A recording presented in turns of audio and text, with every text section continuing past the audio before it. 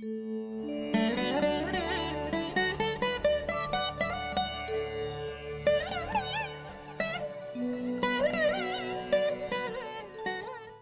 அனைவருக்கும் இனிய நல்வாழ்த்துக்கள். எல்லோரும் நன்றாக இருப்பீர்கள். இப்போது 2025 ஜூலை மாதம் 12 ராசிக்காரர்கள், மேஷம் முதல் மீனம் வரையிலான 12 ராசிக்காரர்களுக்கு என்ன பலன்கள், எப்படிப்பட்ட தன்மையில் நடக்கும் அப்படிங்கிறத பார்த்துடலாம். சிம்மத்திற்கு அபாரமான மாதம். முதல் பகுதியில் பார்த்திங்கன்னா 11ஆம் இடத்துல சூரியன் முதல் 15 நாட்களுக்கு ஜூலை 15ஆம் தேதி வரைக்கும் அபாரமான நல்ல அமைப்பில் 11ஆம் இடத்துல சூரியனும் குருவும் ராசிநாதன் சுபத்துவமாகி ராசியில் உங்கள் ராஜயோகாதிபதியாகிய செவ்வாய் இருப்பது மிகப்பெரிய நல்ல ஒரு விஷயங்க. ஆக என்ன, இந்த மாதம் முழுக்க கொஞ்சம் கோவப்படுவீங்க. செவ்வாய் ராசியில் இருந்தால் கொஞ்சம் கோபதாபங்கள் கண்டிப்பாக உண்டு. டக்குன்னு எல்லா வேலையும் நடக்கணும் அப்படின்னு எதிர்பார்ப்பீங்க. அந்த வேலை நடக்கலை, இந்த வேலை நடக்கலை அப்படின்றதுல கொஞ்சம் உங்களுக்கு ஒரு மாதிரியான சூழல்கள் தான் வரும். இருந்தாலும் எல்லாவற்றையும் சாதிக்கக்கூடிய அமைப்போல் இந்த மாதத்தின் முதல் பகுதியில் 15 நாட்களுக்கு உண்டு. தலைமை பதவி கிடைக்கும் எல்லா அமைப்புகள்லையும். அதாவது ஒரு மேனேஜர், சிறிய அளவில் இருக்கிறவங்க, ஒரு சூப்பர்வைசராக இருக்கிறவங்க, ஒரு செக்ஷன் ஆஃபீஸராக இருக்கிறவங்க மேனேஜர் ஆகிறது, மேனேஜராக இருக்கிறவங்க சீனியர் மேனேஜர் மாதிரி, வைஸ் பிரசிடென்ட் மாதிரி, எம்டி மாதிரி பதவி உயர்வுகளை ரொம்ப நாளாக எதிர்பார்த்து காத்து கொண்டிருப்பவர்களுக்கு ஜூலை மாதம் 15ஆம் தேதிக்கு உள்ளாகவே ஏதேனும் ஒரு நல்ல தகவல்கள், இந்த பெர்மிஷன் வரப்போதுங்க, இந்த மாதத்திலே நீங்கள் ஆயிட போகிறீங்க என்கின்ற மாதிரியாக தலைமை பதவி கிடைக்கக்கூடிய அமைப்பு சிம்மராசிக்காரர்களுக்கு சூரியன் குரு 11ஆம் இடத்தில் சேர்ந்திருக்கின்ற காரணத்தால் நன்றாக உண்டு. சட்டம் சார்ந்த போராட்டங்களை நடத்தி கொண்டிருப்பவர்களுக்கு வெற்றிகள் உண்டு. ஒரு கோர்ட்டு கேஸ் இருக்குது, ஒரு போலீஸ் கேஸ் இருக்குது, சும்மா என் மேலே கேஸ் போட்டார், டெனண்ட்டை கேஸ் போட்டார், இவர் வீட்டுக்காரர் கேஸ் போட்டார், இந்த மாதிரியான விஷயங்களில் இருக்கக்கூடியவர்கள் எல்லாருக்குமே இந்த மாதத்திலேயே கேஸ் உங்களுக்கு சாதகமாக திரும்புவதை போன்ற அத்தனை அமைப்புகளும் உருவாகக்கூடிய ஒரு நல்ல மாதமாக ஜூலை மாதம் இருக்குங்க. ராசியிலேயே கேது இருக்குதுங்களே, 7ஆம் இடத்துல ராகு இருக்குதுங்களே அப்படின்னு பார்த்தீங்கன்னா, ராகுவிற்கு இங்கே குருவின் பார்வை இருக்கின்ற ஒரு காரணத்தினால் பெரிய சோதனைகள் எதுவும் இருக்காது. ஆனால் கணவன் மனைவி உறவு கொஞ்சம் ஒரு மாதிரியாக தான் இருக்கும். கணவனுக்கோ அல்லது மனைவிக்கோ கடன் தொல்லைகள், நோய் தொல்லைகள் என்பது போன்ற சில கவலைகள் இப்போது சிம்மராசிக்காரர்களுக்கு கண்டிப்பாக உண்டு. மனைவியை பற்றி யோசிக்கிறது, கணவனை பற்றி யோசிக்கிறதுன்றது ஒன்று உண்டு. ஐயா அஷ்டமச்சனி, கண்டிப்பாக அஷ்டமச்சனியை பற்றி கவலைப்படாதீங்க. அஷ்டமச்சனி நல்ல வேலையாக இறைவனின் பரம்பொருளினுடைய அருளோட உங்களுக்கு 7ஆம் இடத்தில் இருக்கின்ற ராகுவால் வேதை என்கின்ற ஸ்தம்பன நிலைமையை, செயலற்ற தன்மையை, அஷ்டமச்சனி உங்களுக்கு கெடுதலை கொடுக்காத ஒரு தன்மையை கண்டிப்பாக அடைந்திருக்கிறது. இது இன்னும் 1.5 வருஷம் ராகுகேது பயிற்சி நடக்கிற வரைக்கும், முடிகிற வரைக்கும் உங்களுக்கு கண்டிப்பாக அமையும். ஆகவே அஷ்டமச்சனியை இந்த பக்கம் தூக்கி போட்டுருங்க, மறந்துடுங்க. அஷ்டமச்சனி உங்களுக்கு எந்த விதமான கெடுதல்களையும் செய்யாது. ஆகவே முற்பகுதியில் 11ஆம் இடத்தில் சூரியன் இருப்பதால் வெற்றிகளும், பிற்பகுதியில் 12ஆம் இடத்தில் சூரியன் இருந்தாலும் புதனோடு அவர் சேர்ந்திருக்கிறார். அந்த அமைப்பு கொஞ்சம் நல்லா தாங்க இருக்கும். பெரிய கவலைகள், கஷ்டங்கள் இருக்காது. தனாதிபதி இப்போது 12ஆம் இடத்துல மறைஞ்சிருக்கிறாரு, 11ஆம் அதிபதி இப்போது 12ஆம் இடத்துல மறைஞ்சிருக்கிறார். இந்த அமைப்புகள் என்ன நடக்கணும் பார்த்தீங்கன்னா, அண்ணனாலோ அக்கானாலோ மூத்தவர்களால் ஏதாவது ஒரு செலவுகள் வரும். ஆயினும் அது பெரிய அளவில் கண்டிப்பாக இருக்காது. வெற்றிகள் கிடைக்கும்.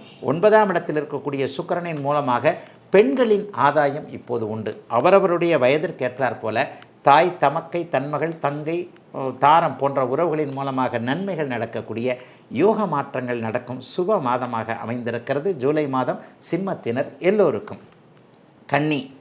கன்னிராசிக்காரர்களுக்கு சூப்பர் டூப்பர் மாதம் இது. அதாவது ஒரு நிலையில் பார்த்திங்கன்னா எதிர்பாராத அதிர்ஷ்டங்கள் செயல்படக்கூடிய மாதமாக இந்த மாதம் அமைஞ்சிருக்கு. ராசிநாதன் 11ஆம் இடத்தில் இருக்கிறார்.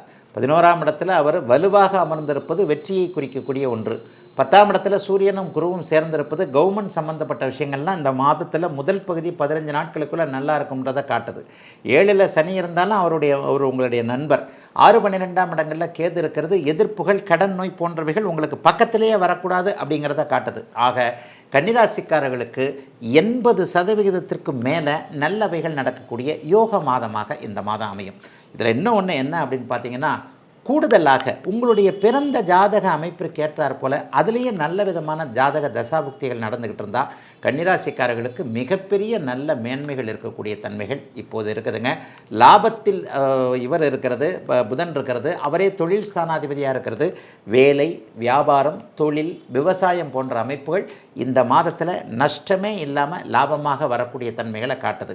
இளைய பருவத்தினருக்கு இதுவரைக்கும் கைவராத அரசு வேலை சம்பந்தப்பட்ட விஷயங்கள் இந்த மாதத்திலிருந்து நல்லா நடக்கும். பயிற்சி மையங்கள் சரியாக அடையாளம் காட்டப்படும்.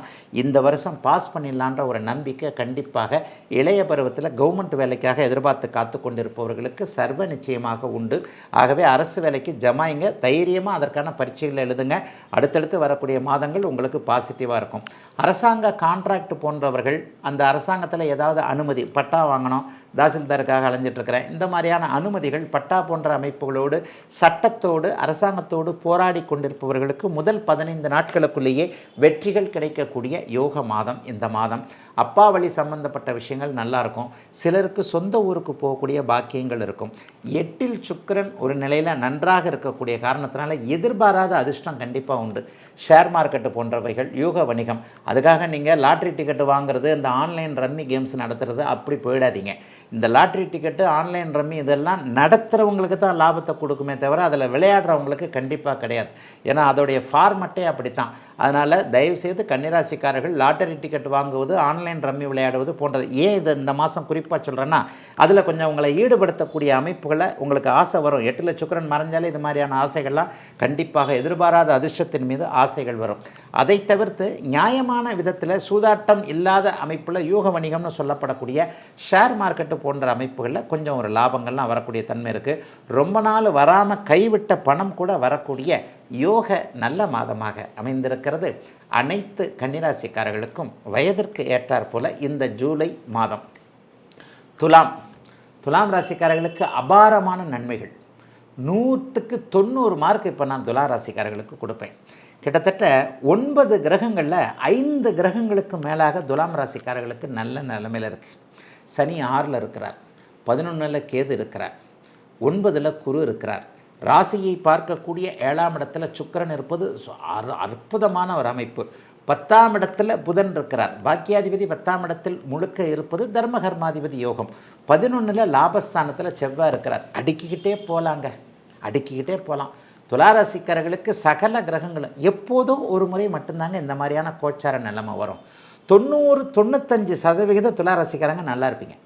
மிச்சம் 5% ஐயா ஜாதகத்தில் கடுமையான 6-8 தசாபுக்தி அமைப்புகள் நடப்பவர்களுக்கு இப்போது நான் சொல்லுகின்ற விஷயங்களில் கொஞ்சம் இழுக்கும். என்னங்க மாதம் அவர் நல்லா தாங்க சொல்லிக்கிட்டு இருக்கிறாரு, எனக்கு ஒன்றும் கையில் இருக்கிற மாதிரி இல்லை. ஆனால் அதுக்காக கெடுதல் நடந்துடாதுங்க. ஜோதிடத்தை இப்படி தாங்க பார்க்கணும். தசாபுக்தி அமைப்புகள் ஒரு கடினமான பாதையில் கொண்டு போயிட்டுருக்கிறவங்களுக்கு பெரிய கெடுதல் இல்லாமல் ஒரு சாதாரணமாக கடந்து போகக்கூடிய ஒரு சூழல்கள் இருக்கும். அதே நேரத்தில் தசாபுக்திகள் நன்றாக இருப்பவர்களுக்கு அருமையான லாபங்கள் அவரவருடைய தகுதி கேட்டார் போல நூற்றுக்கணக்கில், ஆயிரக்கணக்கில், லட்சக்கணக்கில், கோடிக்கணக்கில் வருமானம், ரொட்டேஷனு, லாபங்கள் வரக்கூடிய தன்மைகள் இந்த மாதம் இருக்குது. ஆக அவரவருடைய ஜாதக தசாபுக்திக்கு ஏற்றார் போல வெற்றிகள் மட்டுமே கிடைக்கக்கூடிய 5ல் ராகு, 6ல் சனி, 7ல் சுக்கிரன், 9ல் சூரியன் குரு, 10ல் புதன், 11ல் செவ்வாய் கேதுன்னு அட்டகாசமான ஒரு அமைப்புகள் இப்போது இருக்குதுங்க. எல்லாத்துலேயும் நல்லவைகள் நடக்கும். சுருக்கமாகவே சொல்லிடுவேன், அவங்கவுங்களுடைய வயதிற்கேற்றார் போல் என்னென்ன விஷயங்கள் நீங்கள் நடக்க வேண்டும் அப்படின்னு நினச்சிக்கிட்டு இருக்கிறீங்களோ அது எல்லாம் நடக்கக்கூடிய மாதமாக இந்த மாதம் இருக்கும். திருமணம் நடக்கும். திருமணத்திற்கான இந்த மாதமே திருமணம் நடக்கலையா, பொண்டாட்டி யார் புருஷன் யாருன்னு கொஞ்சம் தெளிவாக இருக்கும். காதல் வரும். இளைய பருவத்தினருக்கு காதல் வரும். ஏற்கனவே பிரேக்கப் ஆகி போய் அதை கழட்டி விட்டது அமைப்புகளுக்கெல்லாம் புதிய காதல் கண்டிப்பாக வரும். அல்லது பழைய காதலே மறுபடியும் மறப்போம், மன்னிப்போம், நான் தப்பு பண்ணிட்டேன், நான் அப்படி நினச்சிட்டேன், இப்படி நினச்சிட்டேன், நீ சொன்னது தான் தப்பு, நான் பேசினது தான் தப்பு அப்படின்ற மாதிரி ஒரு மாதிரி திரும்ப ஒட்டக்கூடிய அமைப்புகள் கண்டிப்பாக உண்டு. ஆணுக்கு பெண்ணும், பெண்ணுக்கு ஆணும் அறிமுகமாகக்கூடிய அமைப்பு இப்போது இளைய பருவத்தினருக்கு இருக்கிறது. ஒன்றுக்கு மேற்பட்ட காதல்கள் வந்து எந்த காதல் நிலைத்தன்மை என்பதற்கான அடையாளங்களும் இப்போது இருக்கும். உண்மையிலே ராசிபலன் சொல்கிறதுக்கு இந்த மாதிரி சொல்கிறதுக்கு ஒரு மாதிரியாக தான் இருக்குது. ஆனால் இன்றைக்கி பார்த்தீங்கன்னா 3 பேர் 4 பேர் லவ் பண்ணுறாங்க, அதில் யாராவது ஒருத்தரை செலக்ட் பண்ணிக்குவோம் அப்படின்ற மாதிரி போய்கிட்டு இருக்கு இன்றைக்கி சொசைட்டி. ஆக அந்த மாதிரியான அமைப்புகளில் உங்களுடைய மனதிற்கு பிடித்தவரை தேர்ந்தெடுக்கக்கூடிய அமைப்புகள், அடையாளம் காட்டக்கூடிய அமைப்புகள் இப்போது துலாம் ராசிக்கார இளைய பருவத்தினருக்கு உண்டு. எல்லாமே நன்மையாக இருக்கும். ஆஃபீஸில் இது வரைக்கும் ஒரு மாதிரி சண்டை போட்டுக்கிட்டு இருந்த மேனேஜர்கிட்ட கூட நம்ம நல்ல பேர் வாங்க முடியும். அனைத்தும் நிறைவாக கிடைக்கக்கூடிய யோக மாதமாக அவரவருடைய வயதிற்கு ஏற்றாற் போல அமைந்திருக்கிறது துலாம் ராசிக்காரர்கள் எல்லோருக்கும் இந்த ஜூலை மாதம். விருச்சிக ராசிக்காரர்களுக்கு என்ன செவ்வாய் வந்து வலுவாக இருக்கிறார். 10ஆம் இடத்துல தசம அங்காரகா என்று சொல்லப்படக்கூடிய 10ல் செவ்வாய் கேது இருப்பது ஒரு பெரிய விஷயம்.